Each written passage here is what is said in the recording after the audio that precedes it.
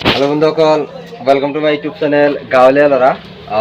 পুৱাই টোপনিৰ পৰা উঠি কিনে হাত মুখ ধুই এতিয়া আমি বৰপেটা চক বজাৰত আহিলোঁ। মানে ইয়াতে আমাৰ বৰপেটা সমাজ কল্যাণ ক্লাব এণ্ড লাইব্ৰেৰীৰ তৰফৰ পৰা 26 জানুৱাৰী উপলক্ষে যিটো পতাকা উত্তোলন কৰা হ'ব। আপোনালোক চবকে 26 জানুৱাৰী উপলক্ষে যিটো আপোনাৰ উইচ কৰিলোঁ। তাৰপিছত কথাটো হ'ল, মই বৰ্তমান আমাৰ সৰু ভাইটি চাহদান এইটো দোকানত আছোঁ। তাক দোকানত আপোনালোকক প্ৰথমতে দোকানটো দেখাইছোঁ। মানে এইখন দোকানত বৰ্তমান মেট্ৰিক হায়াৰ ছেকেণ্ডেৰী ষ্টুডেণ্টক দিব লগা যি যাৱতীয় গিফ্ট পোৱা যায়, মানে কলম চলম চব আপোনালোকে পাব। চাওক, আপোনালোকক দেখাই আছোঁ। মানে খুব ধুনীয়া ধুনীয়া কলমবিলাক আছে, আপোনালোকে ইয়াৰ পৰা ল'ব পাৰিব। আৰু গিফ্ট বিয়া কওক, আপোনাৰ যি বাৰ্থডে কওক, চব গিফ্টবিলাক ইয়াতে পাব। এইখন দোকানত পাব। আপোনালোকে আহিব, আহি কিনে চব বস্তু আনি নিব।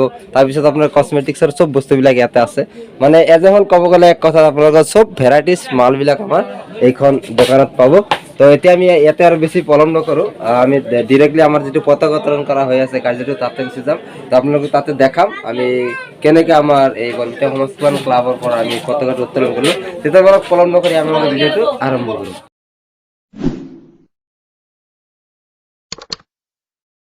26 জানুৱাৰী অৰ্থাৎ গণৰাজ্য দিৱসৰ তাৎপৰ্যৰ বিষয়ে মোৰ ক্ষুদ্ৰ জ্ঞানেৰে মই আপোনালোকক অকণমান বিৱৰণ দাঙি ধৰি আছোঁ। যদি ভুল হয় শুধৰাই দিব।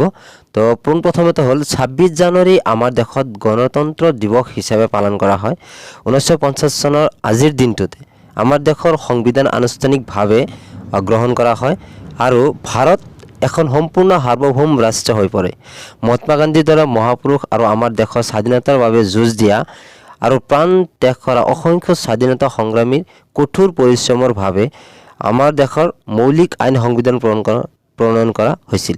সেয়েহে 26 জানুৱাৰী তাৰিখত ৰাষ্ট্ৰীয় বন্ধ ঘোষণা কৰা হৈছিল আৰু তেতিয়াৰ পৰাই ইয়াক ভাৰতৰ গণতন্ত্ৰ দিৱস হিচাপে স্বীকৃতি দিয়া হয় আৰু উদযাপন কৰা হৈছে। তো এতিয়া আজিৰ দিনটোৰ কিছু ইতিহাসৰ বিষয়ে মই আপোনালোকক কৈ আছোঁ। স্বাধীনতাৰ পিছত দেশখনত কোনো স্বনিৰ্মিত চৰকাৰী সংবিধান নাছিল। তাৰ পৰিৱৰ্তে ইয়াৰ আইনবোৰ পৰিৱৰ্তিত ঔপনিৱেশিক কাৰ্যৰ ওপৰত আধাৰিত আছিল।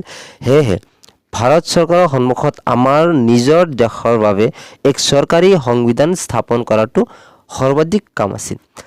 আমাৰ সংবিধান হৈছে ডক্টৰ ৰাজেন্দ্ৰ প্ৰসাদৰ সভাপতিত্বত সংবিধান সভাৰ সন্মানীয় সদস্যসকলৰ কঠোৰ পৰিশ্ৰম আৰু সংগ্ৰামৰ ফলাফল। ডক্টৰ আম্বেদকাৰ আমাৰ সংবিধানৰ জনক আছিল। আন দেশৰ বিভিন্ন সংবিধান গভীৰভাৱে অধ্যয়ন কৰাৰ পিছত আমাৰ প্ৰতিষ্ঠাপক পিতৃসকলে আমাৰ সংবিধান প্ৰস্তুত কৰিছিল আৰু ই হৈছে বিশ্বৰ আটাইতকৈ দীঘল সংবিধান। ই এই মহাপুৰুষসকলৰ নিষ্ঠা আৰু দূৰদৰ্শিতাৰ ওপৰত প্ৰতিফলিত কৰে। এনেদৰেই সংবিধানখন অস্তিত্ব আহিছিল। সংবিধান সম্পূৰ্ণ কৰিবলৈ 2 বছৰ 11 মাহ 18 দিন লাগিছিল। যদিও 1949 চনৰ 26 নৱেম্বৰত সংবিধান সভাই ইয়াক প্ৰণয়ন আৰু গৃহীত কৰিছিল, ই 1950 চনৰ 26 জানুৱাৰী তাৰিখত কাৰ্যকৰী কৰা হৈছিল। এতিয়া 26 জানুৱাৰী অৰ্থাৎ আজিৰ দিনটোৰ কিছু তাৎপৰ্যৰ বিষয়ে মই আপোনালোকক বিৱৰণ দি আছোঁ।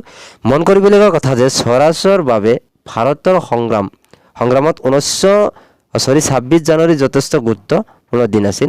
1929 চনৰ 29 ডিচেম্বৰত লাহোৰত অনুষ্ঠিত কংগ্ৰেছ অধিৱেশনে পূৰ্ণ স্বৰাজক অৰ্থাৎ সম্পূৰ্ণ স্বাধীনতা ভাৰতৰ লক্ষ্য হিচাপে ঘোষণা কৰি এক প্ৰস্তাৱ গৃহীত কৰিছিল। এইটো সিদ্ধান্ত লোৱা হৈছিল যে 26 জানুৱাৰী সমগ্ৰ ভাৰততে পূৰ্ণ স্বৰাজ দিৱস হিচাপে পালন কৰা উচিত। সম্পূৰ্ণ স্বাধীনতা দিৱস প্ৰথমবাৰৰ বাবে 1930 চনৰ 26 ডিচেম্বৰত উদযাপন কৰা হৈছিল। এইটো 1947 চনলৈকে এনেদৰে পালন কৰা হৈছিল। স্বাধীনতা অৰ্জন কৰাৰ পিছত 15 আগষ্ট আমাৰ স্বাধীনতা দিৱস হৈ পৰিছিল। অৱশ্যে 26 জানুৱাৰীত ভাৰতৰ স্বাধীনতা সংগ্ৰামৰ এক মহান ঘটনা হিচাপে চিহ্নিত কৰা হয়। সেয়েহে এইটো সকলোৰে পক্ষত আছিল যে 26 জানুৱাৰীক নতুন সংবিধান আৰম্ভ হোৱাৰ তাৰিখ হিচাপে বাছনি কৰা হৈছিল। সেয়েহে এই দিনটোত অৰ্থাৎ আজিৰ দিনটোত অতি আনন্দ আৰু গৌৰৱৰ সৈতে ৰাষ্ট্ৰীয় গুৰুত্বপূৰ্ণ দিন হিচাপে পালন কৰা হৈছে। এতিয়া মানে কি ভাৰতত গণতন্ত্ৰ দিৱস কেনেদৰে উদযাপন কৰা হয় সেই বিষয়ে মই আপোনালোকক অকণমান কৈ আছোঁ। ভাৰতীয়সকলে সমগ্ৰ দেশত মহা আনন্দ আৰু আনন্দৰে গণৰাজ্য দিৱস উদযাপন কৰে। এই দিনটোত ভাৰতৰ সংবিধান এখন স্বাধীন ৰাষ্ট্ৰ হিচাপে সন্মানিত কৰে। গণতন্ত্ৰ দিৱসত বিদ্যালয় কৰা হয়। স্বাধীনতাৰ বাবে ভাৰতৰ সংগ্ৰাম উদযাপন কৰা সাংস্কৃতিক অনুষ্ঠানসমূহ সমগ্ৰ দেশতে আয়োজিত কৰা হয়। ভাৰতৰ ৰাষ্ট্ৰপতিয়ে নতুন দিল্লীৰ ইণ্ডিয়া গেটত ৰাষ্ট্ৰীয় পতাকা উত্তোলন কৰে। নতুন দিল্লীত আটাইতকৈ সন্মানীয় পেৰেড ৰাজপথত অনুষ্ঠিত কৰা হয়। এজন ভাৰতীয় ৰাষ্ট্ৰপতিয়ে পেৰেড অনুষ্ঠিত কৰে, যাক প্ৰতিৰক্ষা মন্ত্ৰালয়ে সমন্বয় কৰে। অনুষ্ঠানটোৱে কেৱল ভাৰতৰ সামৰিক দক্ষতা প্ৰদৰ্শন কৰাই নহয়, ইয়াৰ বিবিধ সংস্কৃতিকো প্ৰচাৰ কৰে। তত্বাৱধানতে এই অনুষ্ঠানত দেশৰ বাবে প্ৰাণ ত্যাগ কৰা সকলক শ্ৰদ্ধাঞ্জলি জ্ঞাপন কৰা হয়। ভাৰতৰ প্ৰধানমন্ত্ৰীয়ে ইণ্ডিয়া গেটৰ অসমৰ জোৱান জ্যোতিত লিংলেট ৰাখি শ্বহীদসকলক সন্মানিত কৰে।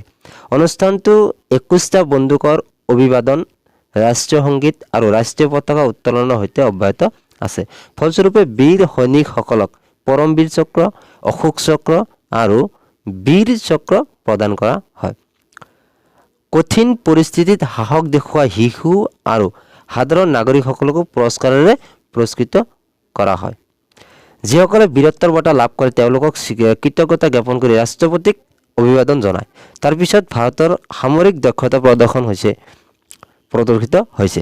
লগতে সশস্ত্ৰ বাহিনী, আৰক্ষী আৰু নেশ্যনেল কেডেট কৰ্পছে অংশগ্ৰহণ কৰা এক মাৰ্চ পাষ্ট আছে, যাৰ সময়ত ভাৰতৰ ৰাষ্ট্ৰপতিক এই ৰেজিমেণ্টবোৰে অভিবাদন জনায়।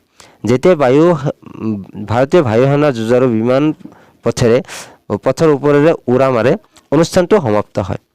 সমগ্ৰ দেশতে গণতন্ত্ৰ দিৱস উদযাপন কৰা হয়, কিন্তু নতুন দিল্লীত হৈছে সৰ্ববৃহৎ উদযাপনৰ কেন্দ্ৰ। প্ৰতি বছৰে লাখ লাখ লোকে গণতন্ত্ৰ দিৱস পেৰেডৰ লাইভ ৱেবকাষ্ট চোৱাৰ সুযোগ পায়। অনুষ্ঠানটোৰ পিছত একচেটিয়া ফুটেজ চাবলৈ ভিডিঅ' অন ডিমাণ্ড উপলব্ধ কৰা হৈছে। ৰাজ্যৰ ৰাজধানীসমূহতো পতাকাখন উৰুৱাই দিয়া হয়, যদিও সৰু পৰিমাণত, য'ত ৰাজ্যপালে পতাকা উত্তোলন কৰে।